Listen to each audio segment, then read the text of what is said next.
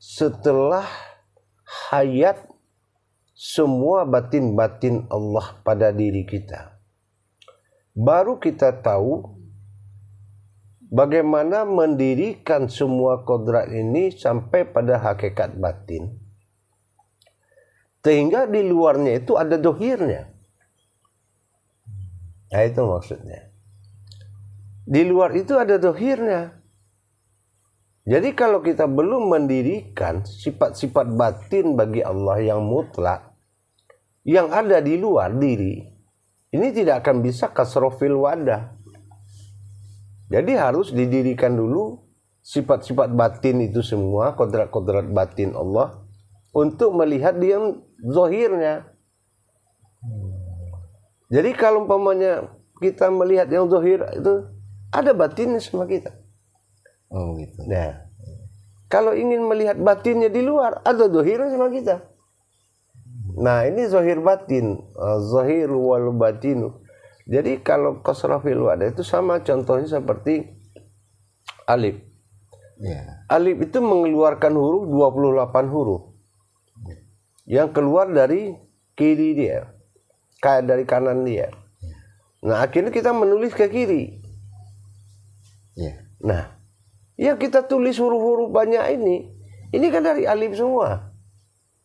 Betul. Berarti kalau kita mampu tahu sejarah bagaimana keluarnya huruf itu dari alif, kita tidak akan pernah, kita pasti yakin ini alif yang menjadi ha, ini alif yang menjadi lam, ini alif yang menjadi sin, ini alif yang menjadi nun. Itu yang kasrofil wadah tadi. Tapi kalau kita belum mendirikan bagaimana wujud di dalam dan wujud di luar, ini kan sebetulnya sudah sulhu daim, berhubungan batin, batin di luar, batin di dalam. Nah di batin di luar itu kita harus tahu wujudnya seperti apa batinnya. Dilihat di dalam itulah wujud batinnya. Jadi yang di luar batin, di dalam batin. Yang mawujud batin, yang wujud pun batin. Dan ini pemahamannya sangat kepada penampakan pengkajian dulu.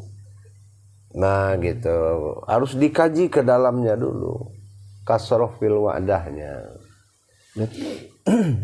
Berarti ini harus sampai ke tajalinya juga gitu ya? Iya. Baru itu bisa kita. Iya. Iya. Harus sampai kepada tingkat tajalinya dulu. Lalu ada pertanyaan kembali ya. Perihal yang dipertanyakan itu mengenai pisipat ini Bu ya. Pisipat ini sebenarnya pengertiannya seperti apa Bu ya? Sifat itu artinya bersifat. Nah bersifat, kalau dia bersifat itu sudah bertingkah, gitu. Bertingkah hanya dia. Contohnya apa? Kalau sifat itu dia bertingkah kepada sifatnya sendiri. Nah sama sifatnya samiun. Basar sifatnya basirun. Begitu juga seterusnya. Jadi sifatnya adalah bertingkah. Jadi kalau aku bersifat pada sifatku sendiri, nah itu sudah sifat itu. Nah gitu, dia mendengar melalui pendengaran dia sendiri sama. Nah samiun, basar basirun, kalam mutakalimun. Nah itu berarti dia sudah bersifat. Nah ini namakan sifat, alam sifat. Nah gitu, alam sifat lah namanya. Salam, alhamdulillah. Lalu di dalam kajian yang pernah beliau sampaikan, sifat ini kan ada beberapa kodrat. Nah ini yang ingin dipahami nih Bu ya, terutama saya pribadi juga. Di antara kodrat hayat ruhani dan batin diri ini sebenarnya di dalam sifat itu tiga unsur ini yang aku katakan yang punya potensi dalam bersifat ini Bu ya, atau seperti apa sih Bu ya, untuk lebih jelasnya nih Bu ya, kodrat-kodrat yang tiga ini nih Bu ya. Kalau sifat ia bersifat pada sifatnya sendiri, itu beda dengan fizat. Nah, fizat. Kalau fizat itu sudah termasuk rohani. Ya, fizat itu sudah termasuk rohani, rabbani. Tapi kalau sifat itu dia hayat pada sifatnya sendiri. Contoh apa? Diri al-haqqullah. Diri al-haqqullah ini dia memakai kodrat sifat. Kodrat sama, basar, kalam, hayat, kodrat, iradat, ilmu dia pakai. Itu namanya sifat. Dia bersifat pada sifatnya sendiri. Gitu. Jadi tidak ada yang bisa memakai sifatnya melainkan dia sendiri. Nah, itu yang dikatakan sifat. Begitu fizat. Fizat dia mewujudkan kodrat. Nah, dia ada yang mewujud melainkan kodratku sendiri. Nah, gitu. Itu sudah fizat. Fizat namanya. Jadi di dalam sifat ini dia bersifat ke sifat-sifat ini, ya. Iya, iya gitu. Itu yang dikatakan sifat. Jadi golongan sifat dengan golongan ruh itu beda. Kalau ke ruh Allah tidak pernah bersifat. Dia hanya bersifat kepada sifatnya dan bersifat kepada zatnya. Dan dia tidak pernah bersifat kepada tingkat ruh. Nah, insya Allah begitu. Di dalam pemahaman antara sifat zat ini, ya, dikala dia bersifat ini, berarti kan ada unsur zat juga sih. Apa bisa dikatakan sifat juga? Bisa. Berarti antara ketika dia ini bersifat dia juga apa sih zat juga gitu? Iya. Dia bersifat juga pada zat. Tapi zat bukan golongan sifat. Zat yang di sini yang dimaksud yang mana nih? Contoh rohani. Rohani itu kan ada zat. Iya. Kodrat awalnya kan zat itu. Nah, setelah Allah tiupkan ruh baru bernama rohani. Nah, itu bernamanya bersifat. Bersifat aku pada zatku. Nah, itu rohani. Bersifat aku pada sifatku. Nah, ini yang dikatakan sifat tadi. Gitu. Contohnya dia memakai kodrat-kodrat yang 7. Iya. Nah, itu bersifat namanya itu. Salam.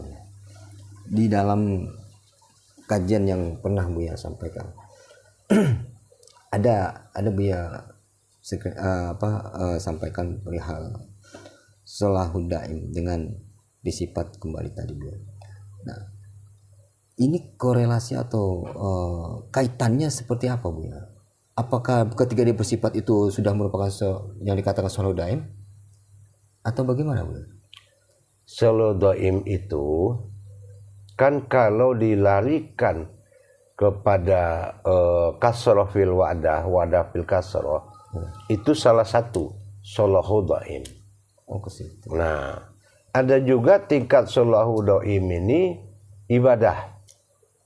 Itu tadi kodrat. Ada juga tingkat sholahud daim ini ibadah. Contohnya apa? Kodrat. Nah, ibadah kodrat. Nah, kalau ibadah kodrat itu dikatakan dengan lenyapnya jiwa kepada nyawa, lenyap nyawa ke dalam batin. Nah, itu untuk beribadah. Kemanapun dia selalu dalam batin Allah. Kemanapun dia berjalan, dia ada dalam batinnya Allah.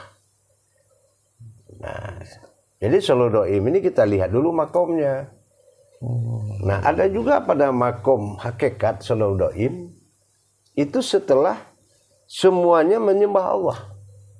Semua anazir, anasir yang ada di luar dan di dalam dirinya sudah menyembah Allah. Nah, tinggal lagi diri sebagai imaminullah. Nah, ini juga dikatakan sholahud daim. Luas ya pengertiannya, Bu? Luas. Kalau sholahud daim itu luas.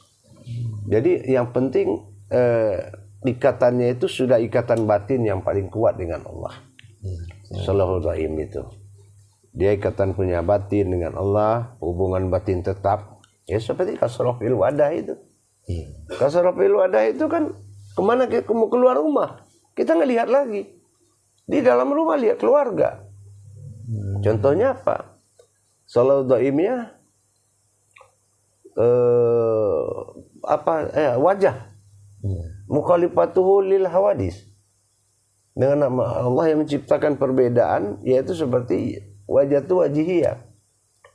Nah, coba ingat wajah Allah, ingat wajah batinnya. Maka manapun kita lihat pasti orang punya wajah. Iya. Dan itu kita ingat bagaimana wujud batinnya Allah itu. Wajah batinnya Allah punya. Nah, kalau tahu tadaburnya, tahu ceritanya, tahu kajiannya, itu juga bisa masuk ke makom sallahu dhaim. Gitu, Selalu. Memang unik kalau mengikuti jalur kajian ini ya. Jadi semakin lama semakin penasaran gitu kan, akan kaitannya dari kodrat ke kodrat, termasuk batin-batinnya ini Bu ya, sampailah terwujud sebuah ibadah. Iya. Dan diakhiri dengan apa yang dikatakan amaliyah itu ya. Lalu di dalam salah satu kajian Buya juga ada di situ Buya menyampaikan mengenai batin, napas, napas, anpas, nupus nih Buya. Di situ kan Buya pernah sampaikan terutama perihal napas tuh dari mana ke mana, anpas, napas, nupus itu.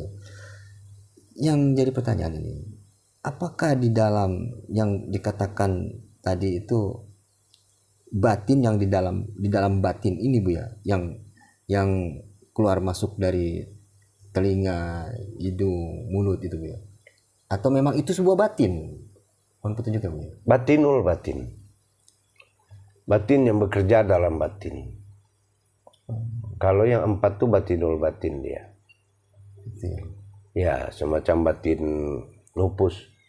Nah, itu duduk diri batin dalam alam batin. Jadi itu batinul batin namanya. Ya. Nah, nanti batinul batin ini kalau dia sudah menjadi hayat, satu diri, dijadikan kodrat nafsiyah ya. Nah, itu baru dinamakan ma'ul hayat. Jadi kalau dia sudah berbentuk sebuah diri, dia itu adalah sumber kehidupan semua kehidupan.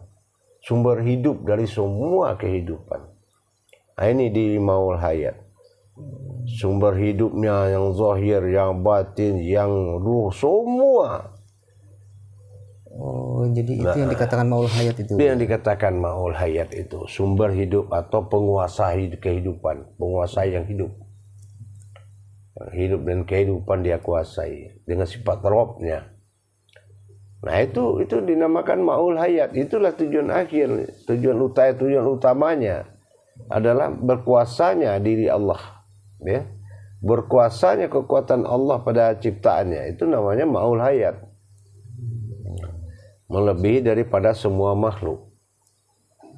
Nah, itu kita bangun tuh sumber kehidupan tadi atau maul hayat tadi.